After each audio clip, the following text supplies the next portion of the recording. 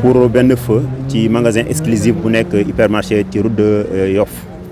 Effectivement 10 minutes après suñu premier engin bi la yegsi sur place effectivement bi mu yegsee confirmé na xibaar boobu et donc du coup établissement nu mu bindoo ak produit yi ci nekk ni ñu xawee divers poussé nañu tout de suite ñu envoyé ay renforts yi nga xamante moo ñuy permettre ñu jël en charge incendie bi en toute sécurité. Donc d'ores et déjà donc on a engagé pratiquement 98 personnels ak 28 moyens d'extinction ak ay engins yu spéciaux dont je peux dire yi nga xamante ni sont spécialisés en sauvetage déblaiement puisque ni ma ko waxee léegi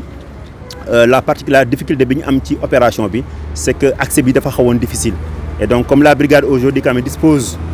benn unité boo xamante ni cas opération yu mel na ñoo ñu ciy dimbali donc rapidement ñoom aussi dañ leen a mobiliser ñu jàpp ci liggéey bi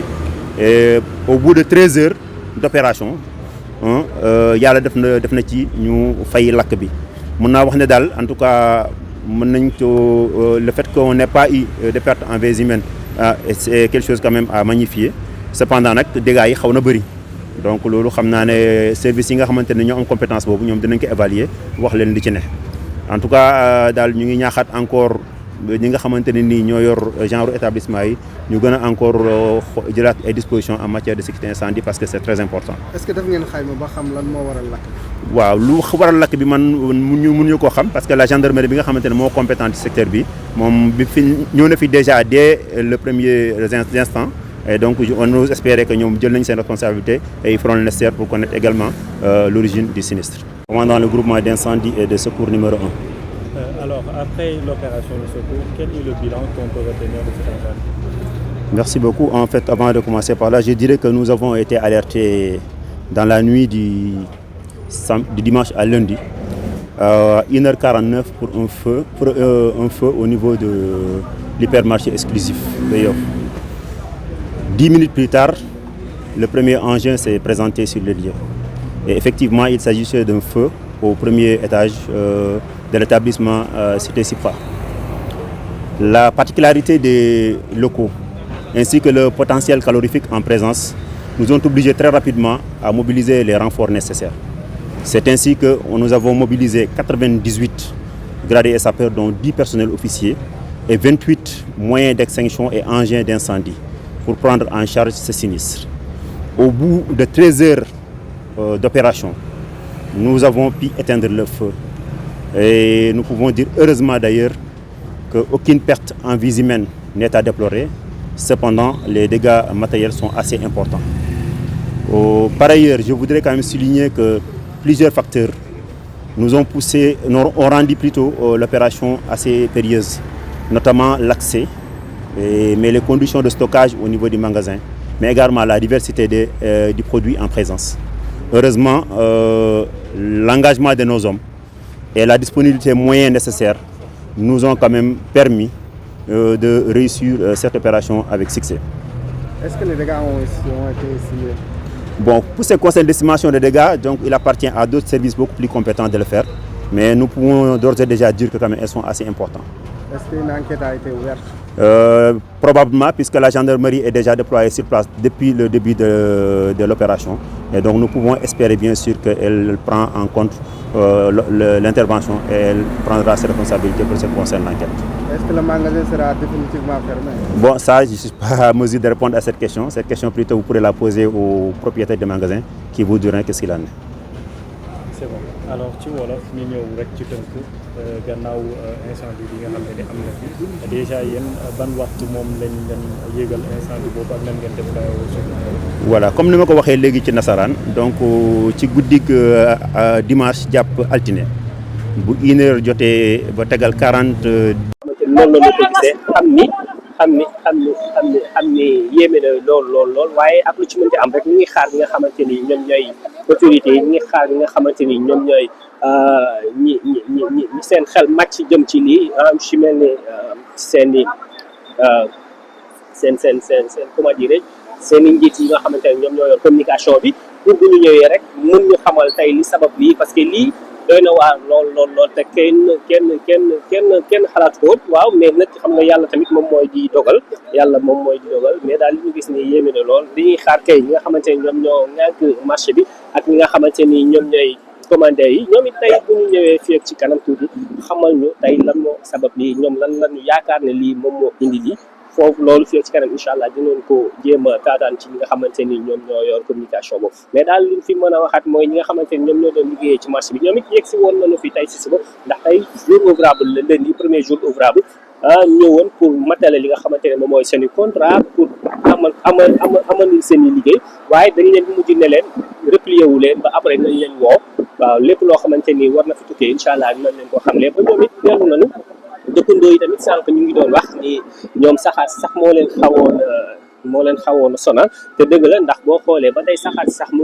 ngi jóg waaye alhamdulilah ñi nga xamante ni ñoom ñooy sàpp ñu ngi def seen kéem kattan di ko jéem a tenir ñu leen di masawaat ndax lii c'est pas évident li yomb tey fii nga xamante ne ñoom moom la lu nekk ci dal waaye nag gis ngeen ko ñoom ñu ngi koy jaayante boobu ba tey ñi ngi génn de gauche à droite bu jaree renfort ñu def ko lépp loo xamante ni jar na ko rek pour mën a atteindre objectif bi nga xamante ni moom moo leen fi indi ñoom it ñu matale ko kon dañ leen di jaajëfalaat di leen masaw bu baax mais daal li ñu fi gis nii yéeme na lool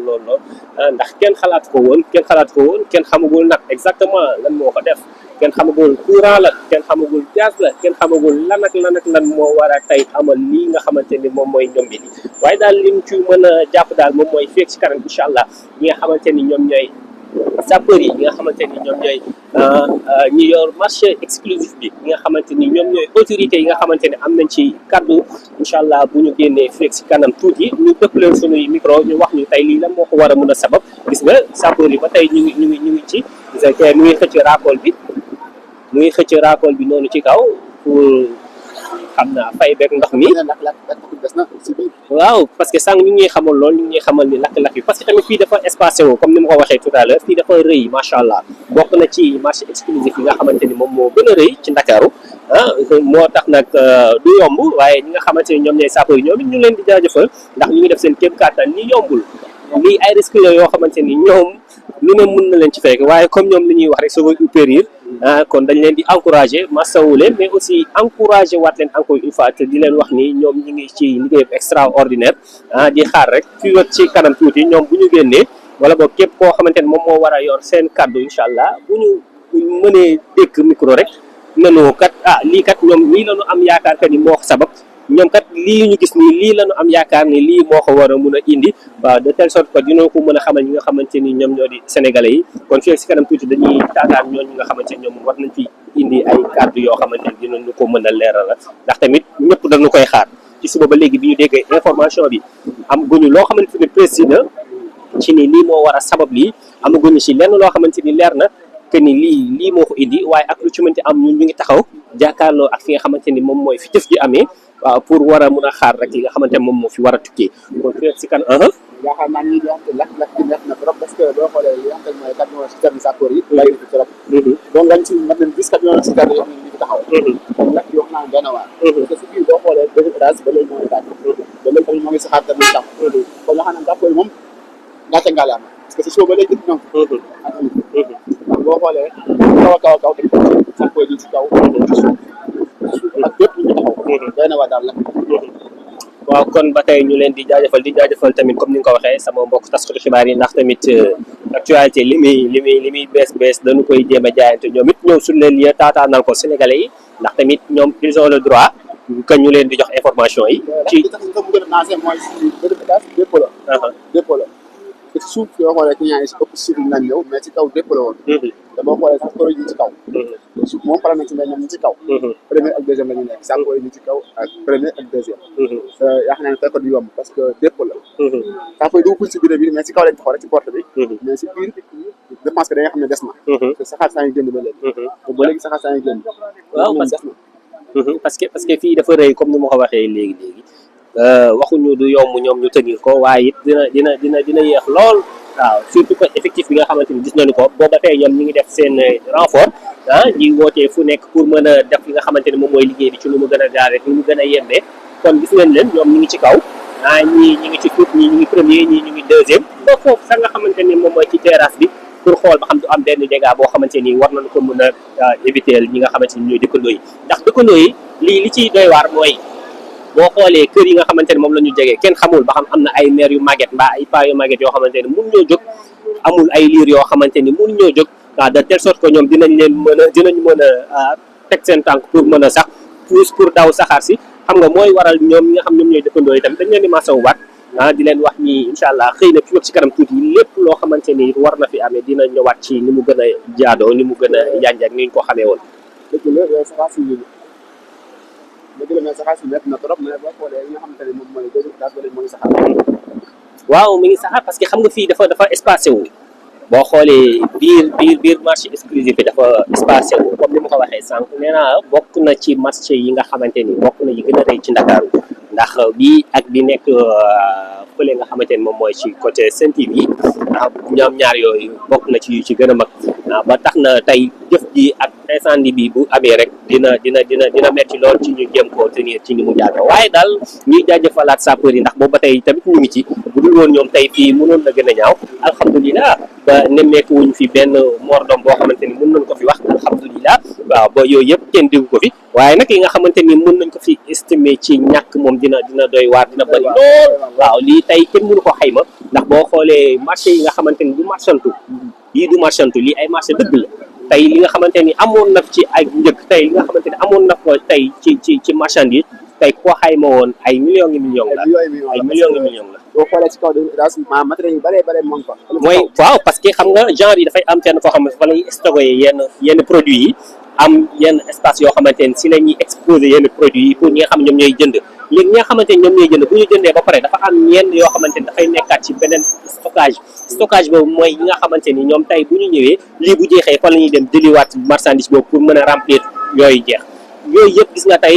yàlla xam doy na yéeme na lool waaye daal ñuy leen di massawu te di leen encouragé waat encore une fois léegi xam naa kon fii ak si kanam bu fekkee yow dina la arrangé ñu xaar tuuti xool lépp loo xamante ne war na fi amaat rek ñu ñëwaat ci direct bi incha allah waaw voilà kon dañuy jaajëfal internet yi di leen wax ni bu leen puus bu leen paas xaar leen ñu fii ak si kanam tuuti incha allah lépp fi war a amee rek dinañ leen ko taataanal ci kàddu yu gën a leer mais aussi ci anam bu gën a jaadoo ñu ngi leen di jaajëfal bu baax merci beaucoup